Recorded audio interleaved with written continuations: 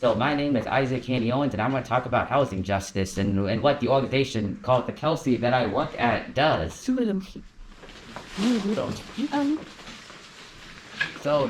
this presentation is going to talk about, first probably about the Kelsey, what I do there, and about discipline for housing, which the Kelsey promotes, and how you get involved in advocacy if you want to get involved in this issue.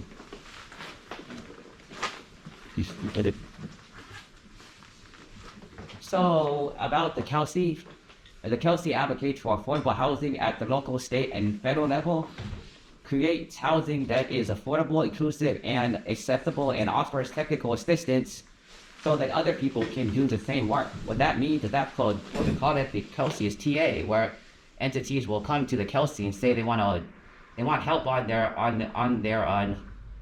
affordable housing, and then the housing team looks into that to see if they align with the kind of housing model that the Kelsey is using, and if they align with it, then they'll talk further with them to see what that entity is trying to do and what they need help with, and then we'll help them go through the process of getting the housing, going from the process that the Kelsey has gone through to get their 2 housing projects off the ground.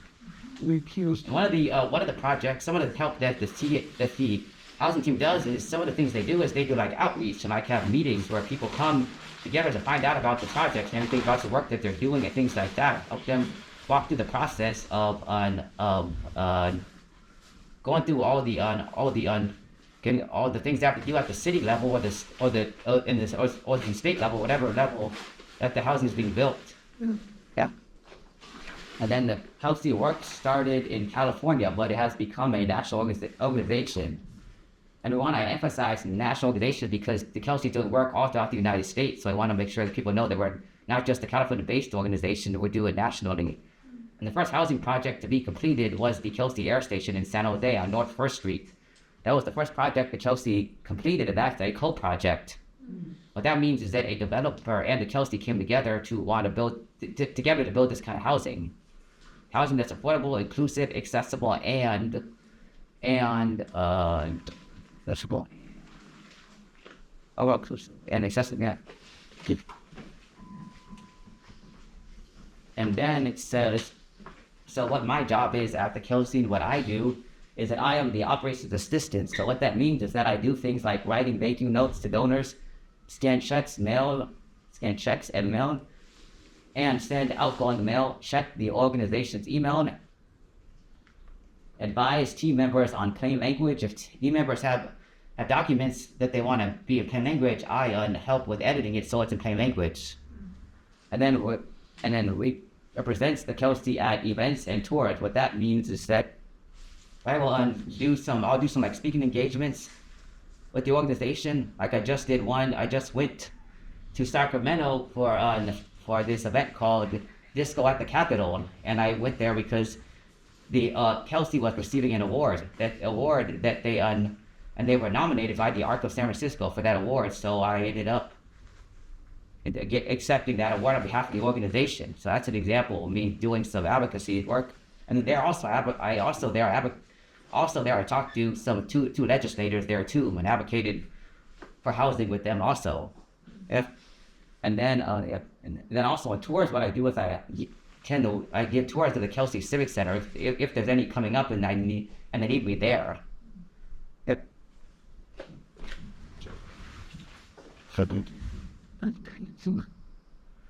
And then let's see. So, importance of district forward housing.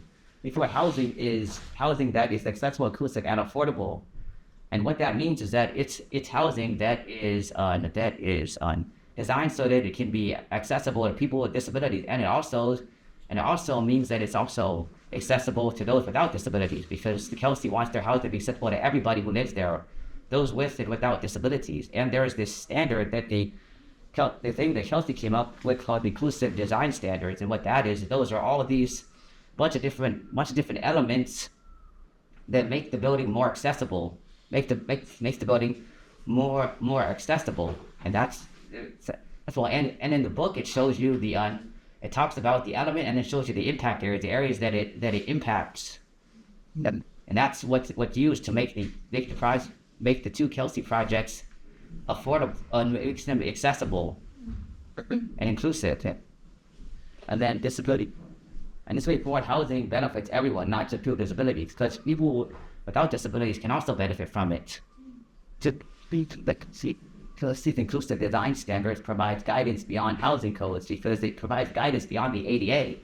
Because the Kelsey saw that buildings need to be more accessible than just what the ADA provides. The ADA states because we saw at the Kelsey that the housing is not all housing is accessible to everybody. So we want it to be accessible to the majority of people. So we came up with a standard that can make it so it's more accessible than what the ADA requires.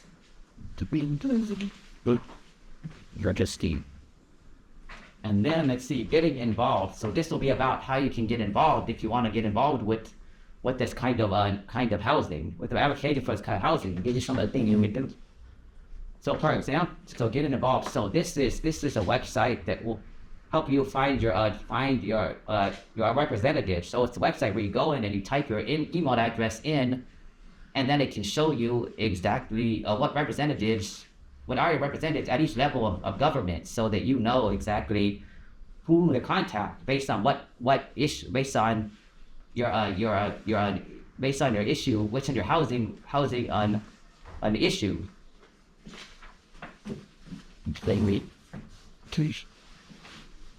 I'm gonna go. So how do I click on? I'm gonna click on this one. I gotta make sure I can see it on the screen too. Yeah, if you click on it, Does it show up on the screen under? The laptop should match with the TV. okay. Yeah. If you click on it, we'll see what happens, and I can fix it if it doesn't. And show up right. Then you. So There you go. this is the website that you can go to. That will have you can go in here, and then you can go to here, and then you type in, and then who are your representatives, and then. So what's the address for here? We're okay. What is Skyline. Uh-huh. 207 Skyline. We're right Boulevard? Yeah. TTs. So, that's not right. They can give the address of this place. Yes, they are. And then if you go, so you submit it, this is what it shows. So it will show you that, so it says all, and then you can look at federal. That just shows you the people that your representatives at the federal level. That means in Washington, D.C. And that these are the ones that show up. So based on the address that I put in. And then when you go to state, it shows you the people that work up in Sacramento. The people in Sacramento, and also their contact information. So you can easily contact them, and it tells you where their offices, at the state offices. Yeah, it's pretty close. That was downtown, Sunny, downtown. And then here it shows you the local people based on the city you live in. Who are those people you can contact based on the city you live in? And this is a very helpful website because it's a very. it's the next, yeah, there you go. That tablet. It's a very helpful website because it gives you an issue to all those different representatives based on where your message is going, and you can choose message is going. And it gives you the updated contact information and the updated and their offices for their offices in Washington D.C. if they're federal, and offices if they're local, and then offices for when they're at the state offices for the state capital. And then so right here is you can if you want to sign up for the Kelsey's newsletter, you can contact the Kelsey at thekelsey.org/contact. Got a contact to reach out, and yeah, so we tell them music came from this then. Okay, so here it So here's where you can go if you want to be able to contact them, if you want to sign up for the newsletter. You go on the website if you want to sign up for the newsletter. You want to contact the organization, and then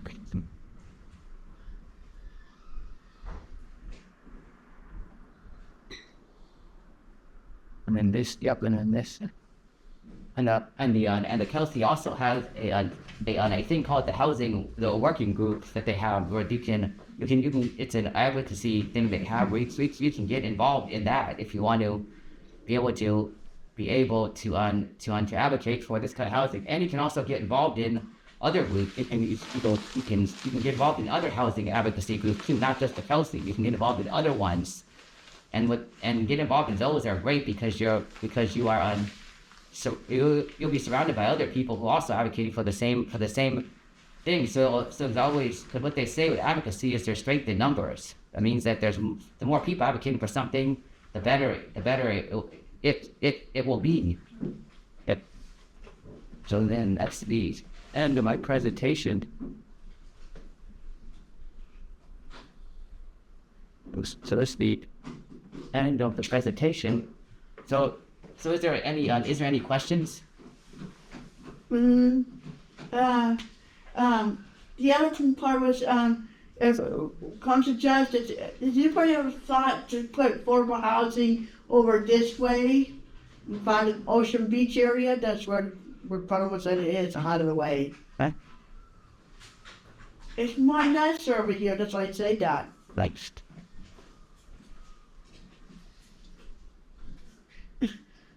I'm not alone in here on this stuff.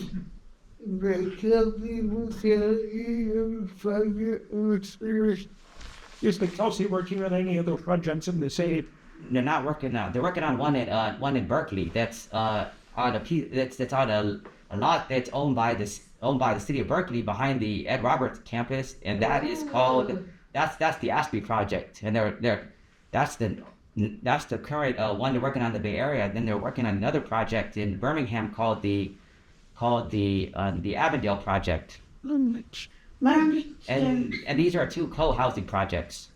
I understand that there's only 3 housing apartments kind of like one in San Francisco, one in San Jose, and there's another one far, far away somewhere. There's only 2 right now, just 2 co-projects right now that are available right now. It's the Kelsey Civic Center in San Francisco and the Kelsey Air Station in San Jose. When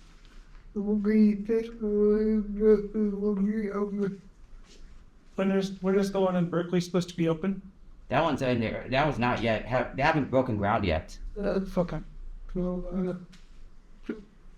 Has everybody thought about putting one in the Sunset District and by the Ocean Beach or the Richmond District area? I'm not sure. I'm not sure if they thought about that.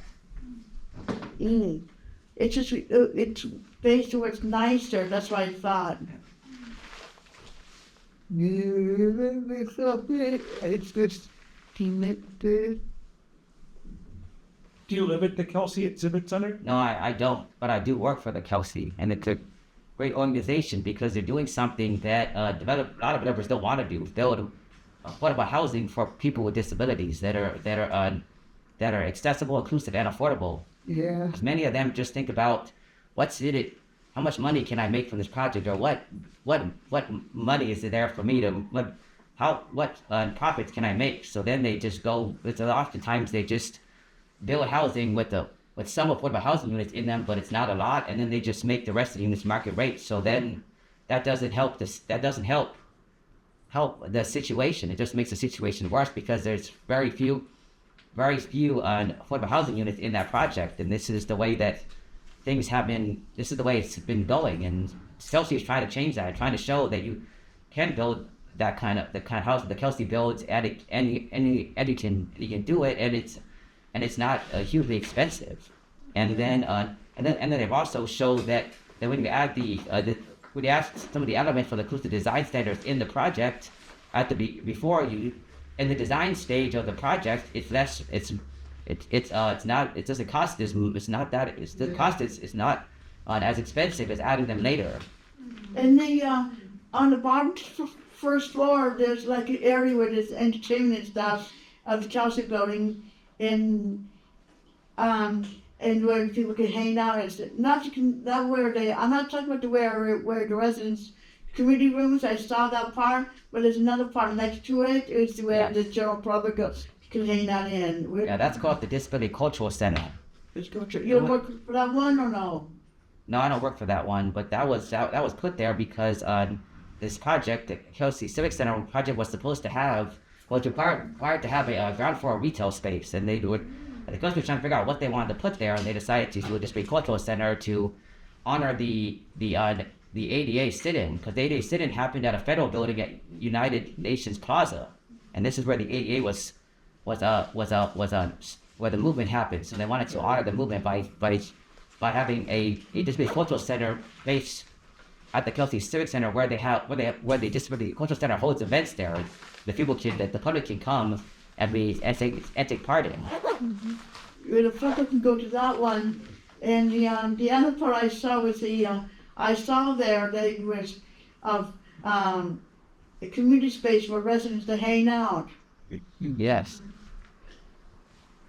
Yeah, my understanding is part of why the Kelsey got into this is because there are all these projects for affordable housing, but most of them don't deal with people with disabilities who need affordable housing.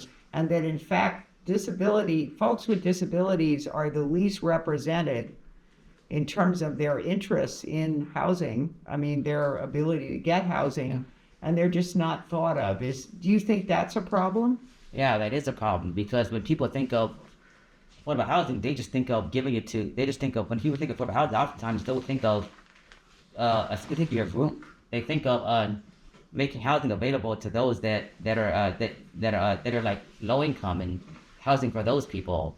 Because the way it works with a lot of affordable housing projects, the way it works is that when the application process is open for the affordable housing units in a project, there are certain requirements you have to meet. One requirement is the income requirement, and the problem with that is that not everybody who needs access to affordable housing will qualify. So that some people don't ever qualify for it because their income is not where it needs to be. And there's one of the groups of people that live at the Kelsey Civic Center, Kelsey Air Station. There are middle income earners. Those are some of the types of people that live there, and they can't. And then what's the problem for them? For them, the issue with finding affordable housing is that they don't qualify for low income. They don't qualify for most affordable housing because their income is too high for that. But then they don't qualify for market rate housing, so they're in the middle. And then not enough affordable housing is being built for that demographic. Those people who are middle income earners, so then they get left out. So that they struggle to find housing. But there is a project that's being built at the intersection of the Harwell Street and 16th Street in San Francisco, which that project's 100% affordable units for middle income earners. So I'm glad to see the progress is there, but it's just slow, and most developers are slow to adopt this kind of housing model, because it just housing as a model. Are you saying on the 16th of Mission? No, 16th and Harwell. Was that near Mission? No, that's near near the Mission. Yeah. Because when you think of 16th, I thought the Mission were near. But it's in Potrero Hill, the 16th part of 16th. Yeah. Let's go. Complete. Like you're just thinking. So, got it. Listen. Let's say someone here is interested in being housed at the Kelsey. What do they need to do? Depends on which project they're interested in, because that will determine. Then that determines who they contact. Mm-hmm. The last time I was at Kelsey, there was only one apartment available for one apartment available left. So I thought that Kelsey was already full by now. Yeah. The one of the 6-hour Kelsey is full. Yeah. Can you explain maybe for San Francisco how somebody would apply to the Kelsey and get on a waiting list? So there's someone at the Kelsey that you can contact about wanting to live at the Kelsey, and then they'll give you the information on what information about applying for there, or if there's any spots available, if there are any units available, and all that information. Do you have a name or contact info or anything? Yes. The contact information is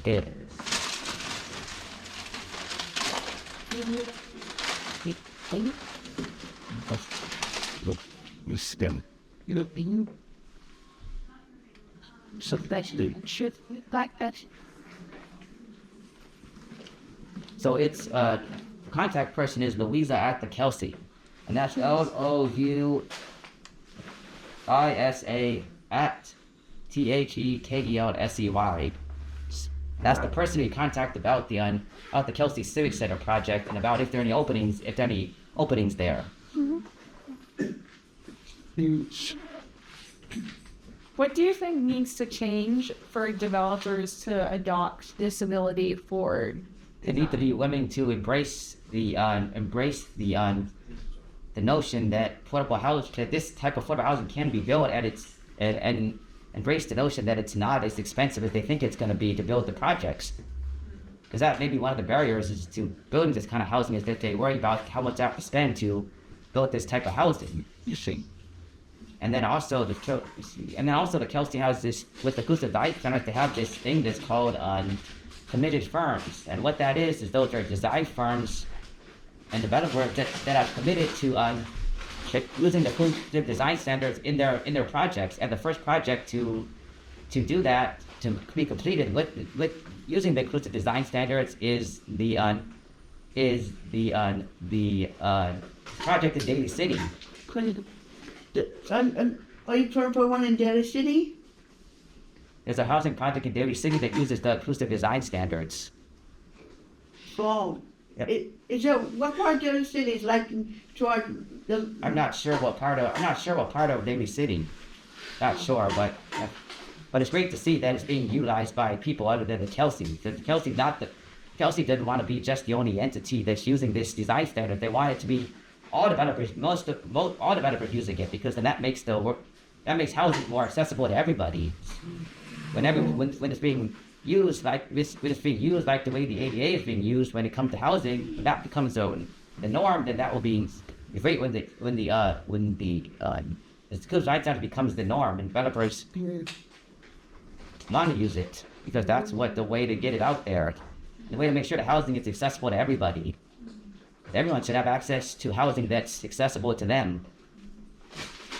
Can you give an example of a design standard or two that actually exceeds the usual ADA? Because I know at the Kelsey and Civic Center they have some of those. Can you give an example? With the Civic Center project, they have at the elevators, they have these big buttons where you can push outside the elevator if you can't press the button, if you can't reach the button. And then they have also in the elevators they have pedals that you can press on that have the different numbered floors, so in case you're not able to press the button, and that allows the elevators to be more accessible. What about the garden on top? And then at the Kelsey Civic Center, there's a thing called the sensory garden. But that's a rooftop sensory garden. People can go if they want to be out in outside, but not want to leave the property. And then Kelsey's also working on something. Kelsey's gonna be hiring somebody to help with their advocacy and elevator reform, because the Kelsey wants to advocate for elevator reform because they've seen that it's not very strict. The process is not streamlined for the rules with elevators. I've been on the Kelsey elevator and it speaks. Yeah, it speaks because it's for people that can't see, so that lets them know. People have vision. It's for people with issues with their vision, so they can tell. So they with your vision, who can hear it, so that they should know what floor is coming, so they know when their floor is coming, what floor is the places the elevator stopping on.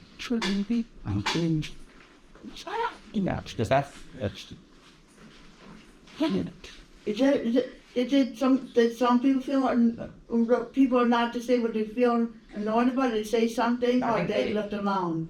I think because most of the people, and a lot of the people that live there, they're not disabled at the Civic Center, Kelsey Air Station. They all enjoy living there, and there's a sense of community there where people all look after one another. And then there was this thing and it's on the Kelsey Air Station because in the Kelsey Air Station in the lobby area they have these it's like the thing looks like a long bench that's inside up against the wall, and you can sit down on it and have these pillows on it. And then when they were designing that area, the design stage of the project, the people were getting, because was being told that people might steal those pillows and people might run off with them. But it turned out that didn't happen because the people living in that building really take pride in their space and their community. So they want to make sure that no one they want to make sure that their faces go taken care of. But you're talking about the balcony area where you can hang out? No, I'm talking about the lobby in the Kelsey Air Station. And then these projects breed a sense of community amongst the residents, and they enjoy living there, and they enjoy on hanging out with one another, and they enjoy the events that are happening on site for the residents, because including concierge people at the front desk, what they do is they help out residents with things they need help with and whatever they need help with doing, and then they also create events called inclusion hours where residents can come to those events and participate in them and get to know their neighbors in their building. And also people work at the front desk down there, they're there 7 days a week, or I think they thought they were like 5 days. No, they're 5 days a week, and then the one who lives on, and then so they're there 5 days a week, and then the one they're there 5 days a week, and the one who lives on, who's in concierge person that lives on site, they're there on Saturdays also. Like one time there was a blackout. I heard there was somebody downstairs in the front area where most residents come in for they use the main front door. That somebody has to be at the front desk looking out for people coming in or something. And then the Kelsey Civic Center, they have an after-hour person, a person who comes in after the cruising concierge people are off. I was thinking about the part where when there was a total blackout on a Saturday, and most people don't work on Saturdays, but your people come and go. Yes. And it was emergency because the fog key would not work and blacked out.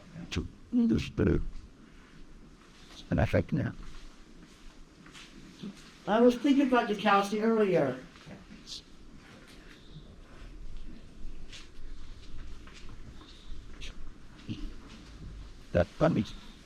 What do you think are some of the most important ways to advocate? An important way to advocate is that using that website where I showed you where you can show your legislators at each level of government based on where you live. That's one way to get the word out. And then get your to advocate. And then another way to advocate is find a group in your area that's advocating for the same issues as you are, and then you join them, and then you can advocate together. And governments together, or you can go to your local city council meeting if you want to get your message out about your city council meeting or your city supervisors to get your message across that you want to get toward them about the issue with affordable housing. I mean, it's better they will listen if you communicate with a group than one person. True. Yeah. What do you recommend saying to a representative? Saying talking from the heart, because that goes a lot farther than just reading from a script. Yeah, thanks. I know you've been to Sacramento a lot to speak with legislators and their aides. Can you give an example of what you might say to an aide or the legislator to convey how strongly you feel? What I would do is that I would use my own housing experience, so my experience with finding affordable housing. Because it's always good to talk about your own experience with this issue and talk about what you have noticed, what you have the issues, the impacts that you have noticed, negative impacts you have noticed with this issue. How long does it take you to get your own place? It took me 4.5 years, and that's because in San Francisco there's such a huge need for affordable housing, and there's not enough to meet the demand. The demand outweighs the supply. You mean if it were more affordable housing, it would have been faster? So all that means is that when I applied, I usually don't get I didn't get the first. I usually didn't get it took me a while to get a place because there were so many people applying for the very few units. So that that because of that, it means not everyone's going to get it. But one thing that I didn't do is I thought about giving up, but then I realized it's not a good idea to give up because I knew someday it was going to happen. Because I just have to keep trying and trying and trying, and eventually it's got a place. It's unfortunate that it took that long for me to get that place. That shows you how much there is a need for affordable, inclusive, and accessible housing. How much there's a need for that. How much of the huge need for that throughout the United States, not just in the Bay Area, but throughout the United States. We need to advocate with our legislators to let them know that this type of housing actually works. This type of housing works, and we can point to that. And the way to show your legislators that it does work is you can point to what the Kelsey has been able to do, and that shows them that it's been done and it's possible, so that they know that it can be done, so that they have something to use as a way to show that it can be done. The legislators.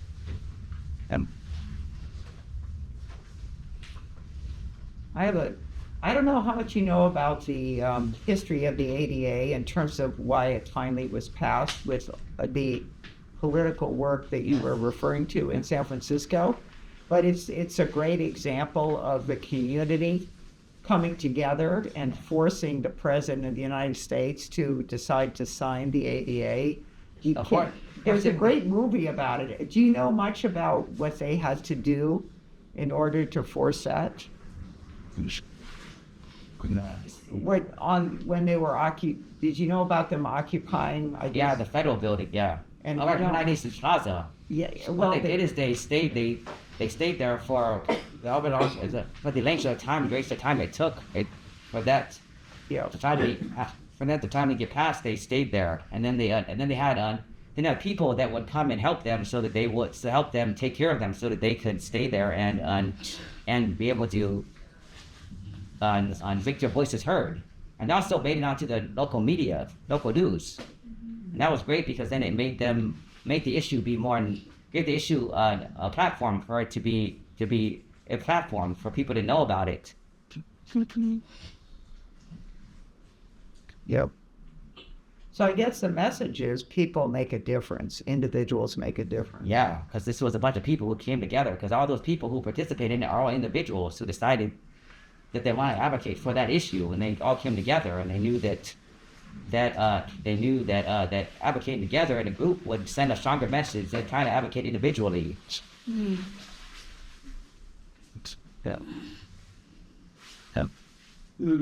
What gives you hope for the future of housing? You know, for the future, that I know that if you hope for the future of housing is that I know that there's a place like the Kelsey doing the hard work and doing the hard work that needs to be done to make sure that accessible, inclusive, and affordable housing is available to everybody. You think someday all the houses I've seen over here and everywhere eventually become affordable housing, even though the old buildings have seen many years? And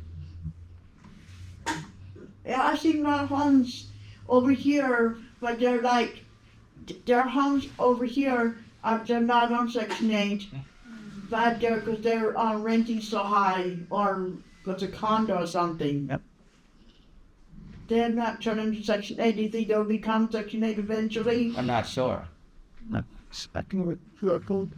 If you wanted to advocate for affordable housing in a certain neighborhood, like out here, how could somebody do that? They could contact their city supervisor who represents that district where that neighborhood falls into. For the city and county of San Francisco, you can contact them and let them know about the issue, or find a group that's already established in that area that's advocating for that issue, and then you can join that group and advocate with them. And that way, in case one day when the Poverty Center wants to start a different service in the research department, they can use one of those near here. The family does have a couple of big classes for housing for future place. Yeah, but already. yeah, I've seen a couple of group homes.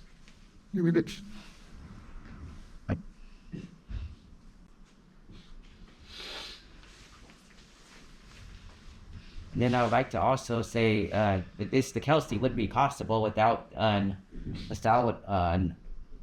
two co-founders, Michaela Connery and Kelsey O'Connell. And Kelsey was Michaela's cousin, and she was an individual who was nonverbal, but with disability, and that she communicated with using American Sign Language. And Michaela saw how long it took her cousin to find housing, and she saw that that's not good.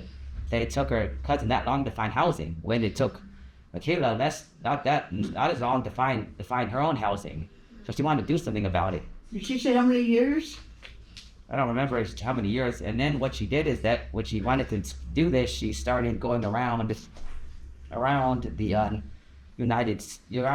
around California, going to organizations that work with people with disabilities, and asking those adults what kind of housing they wanted, Then after that, after doing that, then she decided she wanted to have focus groups, so she could figure out even more information about what kind of housing people wanted. And some of the amenities, some of the rooms that are at the Kelsey Air Station and the Kelsey Civic Center were on ideas that people brought up in some of the focus groups, some of the workshops. Like the community room was at the Kelsey Civic Center. That was something that was brought up in one of the workshops. She had a couple of workshops, and then after that, she gathered all the information and decided to start the Kelsey and name it after her cousin, since her cousin was the driving force behind why Michaela wanted to focus on this issue. And it started out with just Michaela and started out with just, when the organization started out, it was just Michaela and Lindsay Johnson running it together. And then eventually it went on from there, And they've been able to, the organization's been able to do so much in such a short amount of time that they've been around for. And that shows you that the CEO of the organization Michaela Connery, is very passionate about this issue and really wants to do something about this. Not just say, oh, it's someone else's job to do this work and it's not my job. Because that's not going to get the work done if you just say it's someone else's job. And she also liked to mention that when it came to affordable housing like this, she always said the parents would always talk amongst each other about this, and then the developers would do their thing, and they wouldn't, and they'll do their thing, and then the people with the money who could finance the projects, they were doing their own thing, and they were collaborating together and working together to make this happen. Because you need all those entities and all those people to work together to make this kind of housing possible. Because you can't just make it. A group of parents can't make this kind of housing happen alone. They need help from all the other different entities that have a hand in affordable housing. Because all of them working together means that this can't be tackled. Good.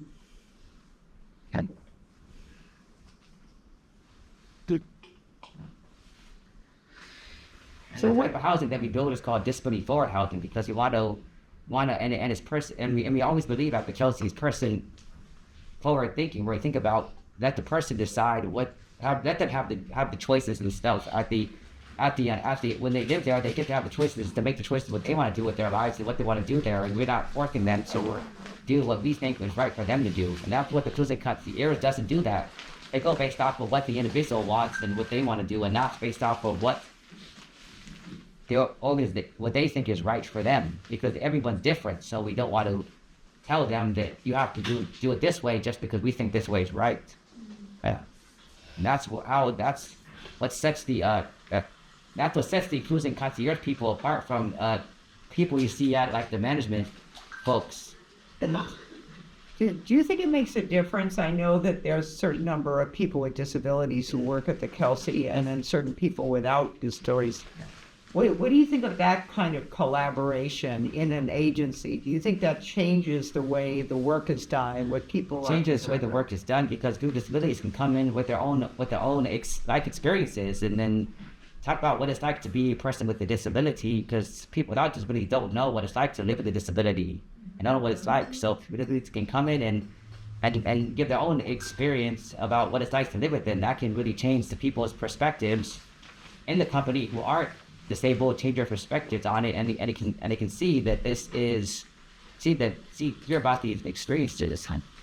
So That's just about the end of our time. yes. Are there any other questions? No. Bring a round of applause.